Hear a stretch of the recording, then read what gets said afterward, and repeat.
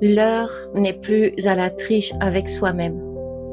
Le temps des faux-semblants et des demi-mesures est désormais révolu, laissant place à une exigence de transparence absolue. Nous entrons dans une phase où chaque vérité, aussi dense soit-elle, émergera avec une précision chirurgicale selon un rythme méticuleux.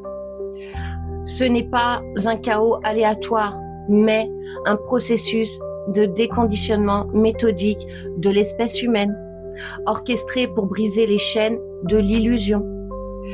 Les révélations qui surgissent, qu'elles touchent aux dogmes religieux, aux coulisses de la politique, à la science, aux mœurs ou à l'histoire falsifiée, suivent une courbe d'apprentissage calculée.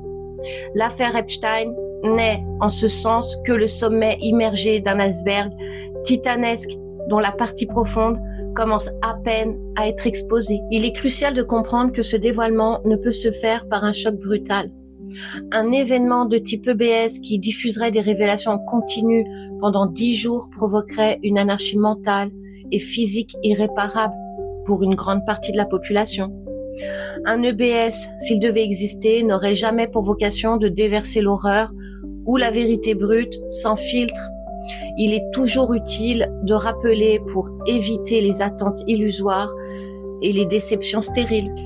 L'Alliance privilégie donc des canaux qui permettent à la vérité de paraître naturelle afin qu'elle soit réellement intégrée.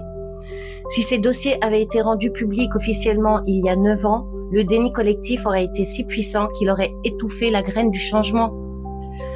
Ce délai a également permis de débusquer les traîtres politiques encore actifs avant de livrer la vérité brute. Le déformatage humain doit se faire en finesse pour éviter l'effondrement de la psyché collective, qui commence seulement aujourd'hui à pouvoir recevoir ces informations sans sombrer dans la folie. Ce processus est géré avec une précision d'horloger, s'appuyant sur une intelligence systémique capable de mesurer le niveau d'acceptation des populations.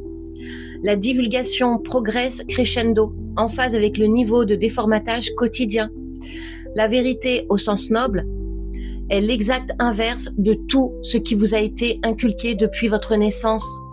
Cependant, la découvrir n'est pas une simple question d'accumulation de preuves. C'est un cheminement personnel. Des éléments troublants vous sont rapportés, mais c'est à vous seul qu'il appartient d'y croire ou non.